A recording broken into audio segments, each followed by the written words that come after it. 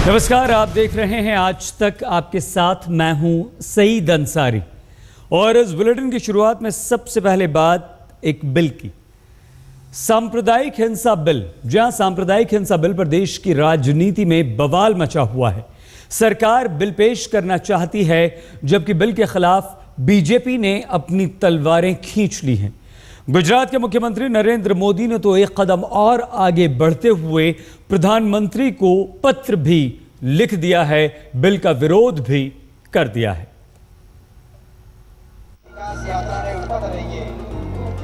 सांप्रदायिक हिंसा का नाम आते ही नरेंद्र मोदी के तन बदन में आग लग जाती है। केंद्र सरकार ने बिल बनाकर जब राज्य सरकारों और अफसरों की जिम्मेदारी तय करने की कोशिश शुरू की, तो गुजरात में 2002 के कत्लेआम को रोक पाने में नाकाम रहे नरेंद्र मोदी ने चिट्ठी लिख दी। कहा, यह राज्य के अधिकारों पर डाका है और इसे बर्दाश्त नहीं किया जाएगा।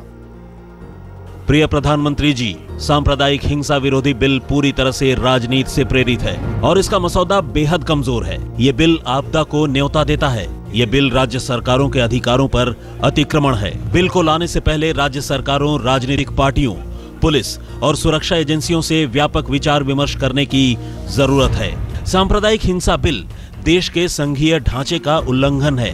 केंद्र उन मुद्दों पर कानून बनाने में व्यस्त है जो राज्य सरकारों का मामला है। मुझे इस बिल की टाइमिंग को लेकर भी संदेह हो रहा है। मुझे लगता है समस्या पर ध्यान देने की बजाय इस बिल को राजनीतिक दुर्भावना और वोट बैंक की राजनीति के लिए लाया जा रहा है। नरेंद्र मोदी, मुख्यमंत्री, गुजरात।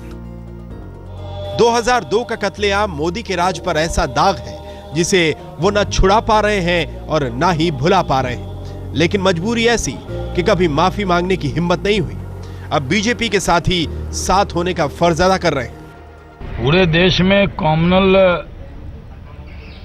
वायलेंस के नाम पर बिल लाकर कांग्रेस सांप्रदायिक तनाव पैदा करना चाहती है, फेडरल सिस्टम पर हमला करना चाहती है। नरेंद्र भाई ने जो मुद्दे इस बिल के बारे में रखे हैं सामने, शिवसेना का मोदी साहब को पूरा समर्थन है। मोदी की मजबूरी पर कांग्रेस ने बीजेपी को कस के लपेट लिया है। पार्टी इस विवाद के पीछे वोट की भूख देख रही है। नरेंद्र मोदी जी का तो काम है हर चीज को विवाद के घेरे में लाओ, कैसे वोट बैंक पॉलिटिक्स की जाए, कैसे हर चीज को ट्विस्ट करके और उसका राजनीतिक फायदा लिया जाए। सांप्रदायिक हिंसा विरोधी बिल में साफ कहा गया है कि किसी संप्रदाय, धर्म या जाति विशेष के विरुद्ध सोची समझी हिंसा में केंद्र सरकार की भूमिका सिर्फ दर्शक की नहीं होगी। अगर उसे लगा कि राज्य सरकार कारगर और तटस्थ कार्रवाई में नाकाम रही, तो वो अपनी तरफ से दखल देने के लिए स्वतंत्र होगी। इस बिल में यह भी लिखा है कि कोताही करने वाले अफसरों को सजा दी जाएगी। मोदी कुछ भी कहे, लेकिन सरकार अड़ गई है। सांप्रदायिक हिंसा विरोधी बिल तो शीतकालीन सत्र में ही आकर रहेगा।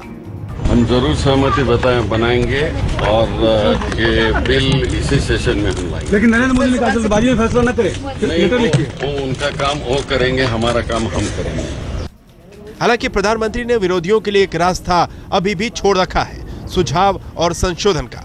लेकिन मनमोहन सिंह ने संकेत दे दिया है कि उनकी उदारता को मजबूरी न समझा जाए। We will arrive at a consensus with regard to the legislation that should be brought to Parliament for discussion and for decision making, and we seek the cooperation of all segments of the House to ensure a smooth passage of the essential legislative business of the House. Samajwadi party, BSP, Anna Dramuk समेत ज्यादातर दलों ने सांप्रदायिक हिंसा विरोधी bill में संशोधन की मांग की है। सरकार ने ठान तो ली है, लेकिन उन संशोधनों से कतराकर बिल को कानून में बदलना उसके लिए नामुमकिन से कुछ ही कम होगा। दिल्ली से बालकृष्ण, अमिताभ सिन्हा और कुमार विक्रांत के साथ आज तक ब्यूरो। इसी मुद्दे पर आज एजेंडा आज तक में संसदीय कार्य मंत्री कमलनाथ और राज्यसभा में नेता विपक्ष अरुण जेटली के बीच जमकर बहस हुई। लग रहा है कि मोदी जी को काटने के लिए आप अलग अलग तरकीब अपना रहे हैं। इसमें कम्युनल वायलेंस बिल लेके आए, जिसको लेकर जेटली जी ने बहुत विरोध किया। हम कोई कम्युनल वायलेंस बिल लाए नहीं है आज के दिन, और अरुण जेटली जी इसे अच्छी तरह जानते हैं। ना तो लोकसभा में है, ना तो राज्यसभा में। अभी तक तो वो कैबिनेट में नहीं पहुंचा। पर ये इसको ऐसा बना दिया जैसे कि ये कल पास होने वाला है। ये इस पर राज्यों से चर्चा हो रही है, सब राज्यों से चर्चा हो रही है, एक प्रकार की सहमति। इस प्रकार के बिल में जिस प्रकार का कोई भी कानून आता है, मैं सहमति पर बाद में आऊंगा, मैं सोच पे फिलहाल हूं। सोच ये है कि जितने भी सांप्रदायिक दंगे होते हैं वो सिर्फ और सिर्फ माइनॉरिटीज के खिलाफ ही होते हैं। ये चुनाव से पहले कैसी सोच है? ये चुनाव से पहले नहीं है, ये हमारे 2009 के घोषणा पत्र में है। ये आप सोचें कि चुनाव के पहले आप कृपा करके हमारे 2009 में जो घोषणा पत्र था, हमने ये बात कही थी, ये आज नहीं कही। इसमें तो अगर हम देर हुई है तो हमारे कारण देर हुई है। ये बिल अब ड्राफ्ट हुआ है, ये अब राज्यों से इसकी चर्चा होगी। राज्यों की चर्चा के बाद इसमें राजनीतिक दलों से हम बात करेंगे, कैबिनेट में जाएगा, कैबिनेट के बाद फिर से लॉ मिनिस्ट्री में जाएगा। ये तो अभी तो जेटली जी बिल फाइनली नहीं है, आप तो ब्लॉग पे ब्लॉग लिखे जा रहे हैं। वो कह रहे हैं कि वो बदलने को तैयार हैं परिभाषा कम्युनल वायलेंस बिल की, नाम बदल देंगे, माइनॉरिटी मेजॉरिटी बदल देंगे। स्पष्ट बात समझ लीजिए, 2011 में नेशनल एडवाइजरी कमेटी ने ड्राफ्ट बनाया जो नेट पे डाला गया। उसके संबंध में सबसे पहले मैंने टिप्पणी की, बहुत लोगों ने की। नेशनल इंटीग्रेशन काउंसिल की मीटिंग बुलाई गई। हर मुख्यमंत्री ने, जिसमें कांग्रेस के मुख्यमंत्री भी शामिल थे, इस आधार पे इसका विरोध किया। कई आधार थे, लेकिन एक प्रमुख आधार जो कॉमन था कि law and order, public order state subject है, केंद्र सरकार के अधिकार क्षेत्र में नहीं आता। लेकिन क्योंकि आपको पॉलिटिकल सिग्नलिंग करनी थी, आपने उस वक्त उसको वापस नहीं लिया। आज फिर आपने मुख्यमंत्रियों को लिख दिया। अब वो मुख्यमंत्री जो ना बीजेपी के हैं ना एनडीए के हैं, वो पत्र इनको लिख रहे हैं कि किस तरीके से आप एक स्टेट सब्जेक्ट के संबंध में केंद्र में कानून बनाएंगे।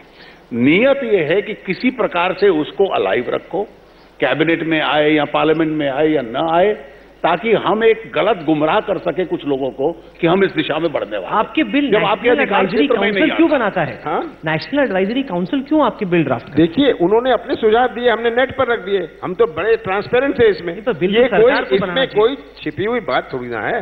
हमने तो इंटरनेट पर जो नेशनल एडवाइजरी काउंसिल में बहुत सारे बिल बनते हैं जो इंटरनेट पर हम लगा देते हैं, इंटरनेट पर लग जाता है, सुझाव मंगाते हैं, सुझाव आए, उसके बाद राज्य सरकारों से चर्चा करी। इसमें कौन सी चीजें जो ट्रांसपेरेंट नहीं है, कौन सी चीजें जो छिपी हुई है?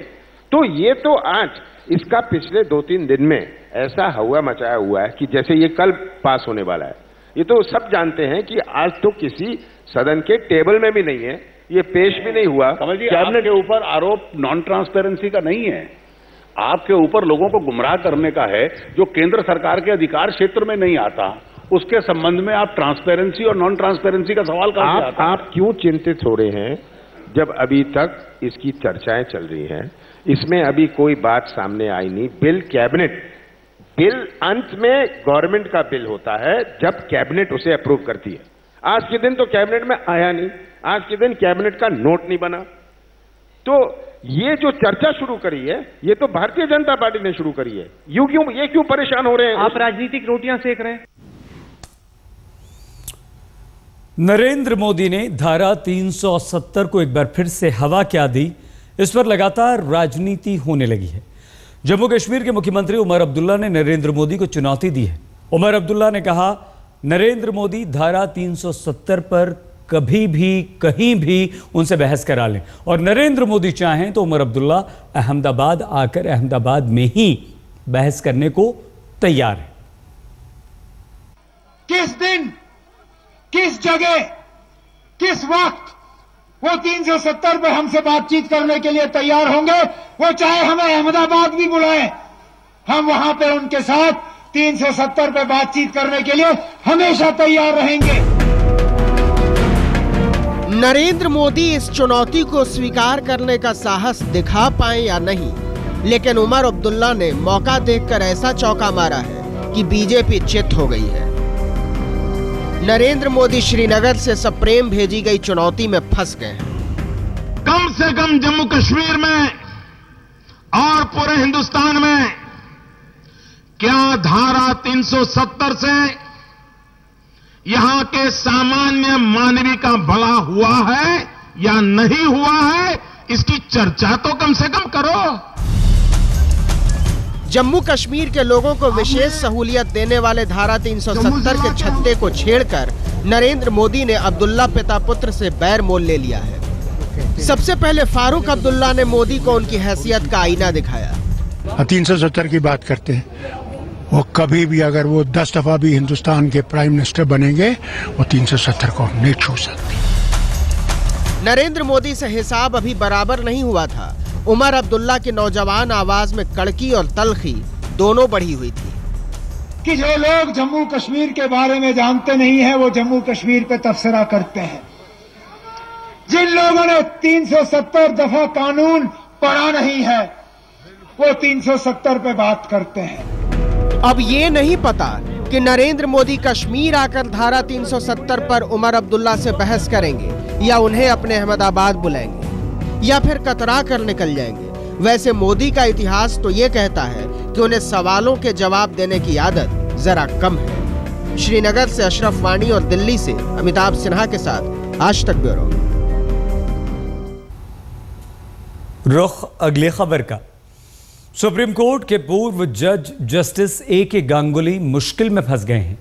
गांगुली के खिलाफ यौन शोषण के आरोप को सुप्रीम कोर्ट की 3 सदस्यीय जांच समिति ने पहली नजर यानी कि प्रथम दृष्टया सही पाया है। इस पर जस्टिस गांगुली ने फिलहाल कुछ भी कहने से इनकार कर दिया है।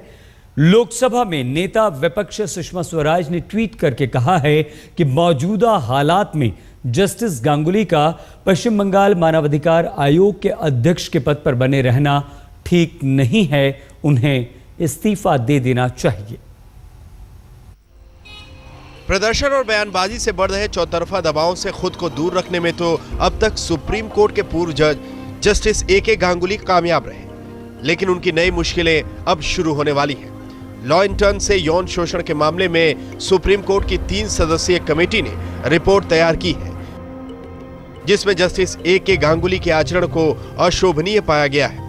पहली नजर में जांच पैनल ने लॉ एंड टर्न के आरोपों को सही पाया है। समिति ने पाया कि लड़की सचमुच 24 दिसंबर 2012 की शाम को, जिस दिन की यह वारदात है, दिल्ली के एक 5 स्टार होटल में जस्टिस गांगुली के साथ थी।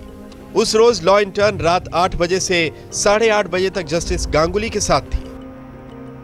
जांच पैनल की रिपोर्ट गुरुवार शाम सार्वजनिक हुई है। 2 पन्नों की रिपोर्ट में सुप्रीम कोर्ट के मुख्य न्यायाधीश पी सदाशिवम ने लॉ एंड टर्न का नाम भी जाहिर कर दिया।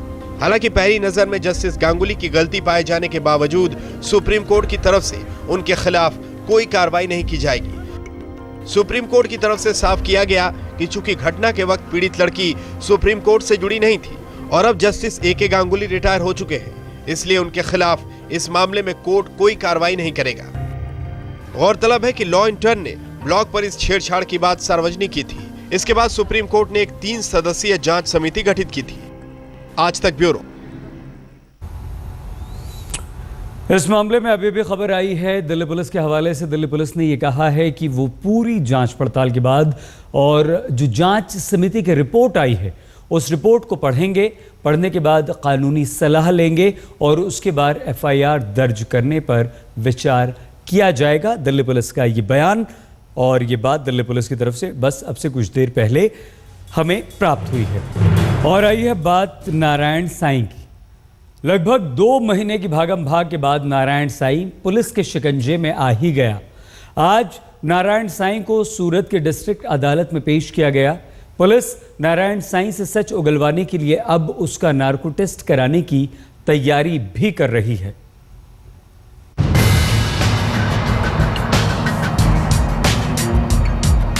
अट्ठावन दिन तक खूब दौड़ाकर, खूब छकाकर, देश के कई राज्यों की पुलिस को थकाकर पाखंड का भगवान गिरफ्त में आया तो यही बोला। जो आरोप है उनको खंडन कर रहे हैं, क्या कह रहे हैं आप? खंडन करते हैं। कुछ नहीं किया आपने? खंडन करते हैं। इन आरोपों का खंडन करते हैं। लेकिन जो आरोप है वो कितने सही हैं? नहीं रही, प्रतिकूल भी नहीं रही। ये भी नारायण साईं पर आरोपों का अंबार है। बलात्कार से लेकर नाजायज संबंधों तक, यौन शोषण से लेकर महिलाओं पर अत्याचार तक, और तो और नाजायज रिश्तों के बाद अवैध संतान तक। फिर नारायण साईं की जुबान भला कैसे खुलेगी? अभी तो शुरुआत में कोई भी आरोपी अपना जुर्म कबूल नहीं करता है। वो पूछताछ करेंगे, सस्टेन्ड इंट्रोगेशन होगा। पुलिस ने बदनाम बाप के बदनाम सपूत को सूरत में पहले मेडिकल टेस्ट करवाया और अब सच उगलवाने की तैयारी है, क्योंकि नारायण साईं खुद पर लगे तमाम आरोपों से इनकार कर रहा है। और जब मंगलवार की रात अपना हुलिया बदलकर दिल्ली आते हुए पकड़ा गया था तो उसने नारायण साईं होने से ही इनकार कर दिया था। तो क्या पुलिस नारायण साईं का नार्को टेस्ट कराएगी ताकि अध्यात्म की आड़ में सालों तक चलने वाले पाखंड की हर सच्चाई साईं की जुबानी ही सामने आ जाए? क्या नारायण साईं की गंदी साजिशों का सच खंगालने के लिए उसका ब्रेन मैपिंग टेस्ट होगा? बिल्कुल, अगर साइंटिफिक एविडेंसेस हमें कलेक्ट करनी है तो नार्को एनालिसिस ही क्यों, ब्रेन मैपिंग और लाई डिटेक्टर टेस्ट पे भी उनको रखा जा सकता है। नारायण साईं लुधियाना के नजदीक एक गौशाला में ठहरा हुआ था। दिल्ली पुलिस की क्राइम ब्रांच को जैसे ही इसकी भनक लगी वो कूच कर गई, लेकिन तभी पता चला कि नारायण साईं लुधियाना से अचानक निकल गया है और दिल्ली हरियाणा बॉर्डर की तरफ बढ़ रहा है और पुलिस ने कुरुक्षेत्र के पास पीपली गांव से उसे दबोच लिया। अब नारायण साईं सूरत पुलिस की गिरफ्त में है और सवालों का अंबार है। सूरत की लड़की से बलात्कार के आरोप से लेकर साधिकाओं से अवैध संतान तक, यकीनन अब पाखंड के भगवान का सारा सच दुनिया के सामने होगा। संजय सिंह और गोपी घांगर के साथ अनुज मिश्रा, सूरत, आज तक।